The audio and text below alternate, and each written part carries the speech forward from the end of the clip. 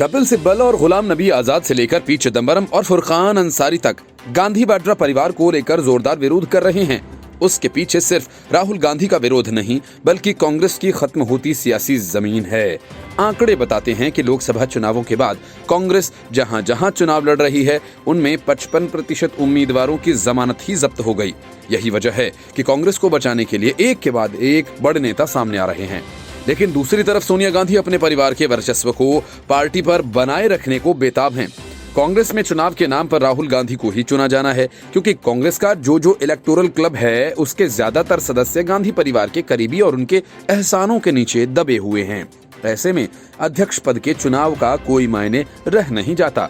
और यही वजह है कि गुलाम नबी आजाद ने कहा था कि किसी को अध्यक्ष चुन लीजिए, उसके पास 1% लोगों का भी समर्थन नहीं होगा। 2019 के लोकसभा चुनाव के बाद कांग्रेस की स्थिति बद से बदतर होती गई।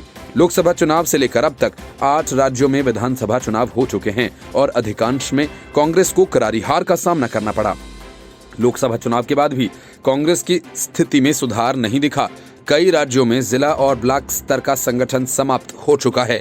ये बात पी चिदंबरम ने हाल ही में कही है। कई राज्यों में कांग्रेस सिर्फ अपनी उपस्थिति दिखाने के लिए चुनाव लड़ रही है और इसका मोह पाले हुए है, जिसकी वजह से करारी हार हो रही है।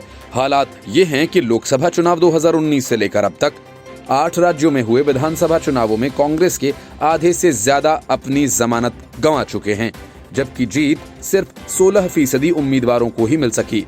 लोकसभा चुनावों के बाद कांग्रेस 8 राज्यों की 762 सीटों पर चुनाव लड़ी, जिनमें 123 पर जीती और करीब 410 सीटों पर कांग्रेस को जमानत तक गंवानी पड़ी। आंध्र प्रदेश, दिल्ली, बिहार चुनाव परिणामों ने साफ कर दिया कि यहाँ कांग्रेस का अस्तित्व है ही नहीं। इन राज्यों में कांग्रेस को 10% वोट भी नहीं मिले। आंध्र प्रदेश के लोकसभा चुनाव के साथ विधानसभा चुनाव हुए थे। कांग्रेस ने सभी 175 सीटों पर चुनाव लड़ा।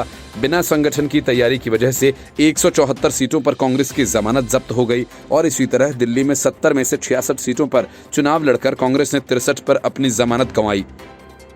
महाराष्ट्र में पिछले साल हुए चुनाव में कांग्रेस ने एनसीपी के साथ गठबंधन कर 147 सीटों पर चुनाव लड़ा और 44 सीटों पर जीत सकी, लेकिन 25 सीटों पर जमानत जब्त हो गई। इसके अलावा कांग्रेस का वोट शेयर 2014 के मुकाबले 2.17% कम हो गया। शिवसेना का बीजेपी से नाता टूटने के चलते कांग्रेस ने यहां सरकार जरूर बना ली, वहीं ओडिशा में कभी मुकाबले में रहने वाली कांग्रेस हाशिए पर चली गई। पिछले साल हुए विधानसभा चुनाव में कांग्रेस को 7 सीट का नुकसान तो हुआ ही, साथ में वोट करीब 10% कम हो गए। ओडिशा, आंध्र प्रदेश, तेलंगाना, दिल्ली जैसे राज्यों में बीजेपी मुख्य विपक्षी दल की भूमिका में आती रही है। बिहार विधानसभा चुनाव से पहले बीजेपी की जीत की दर 31% थी, जो कि अब बढ़कर 35% हो गई है। बीजेपी ने 8 राज्यों में 894 सीटों पर चुनाव लड़ा और उनमें से 316 सीट पर जीत दर्ज की।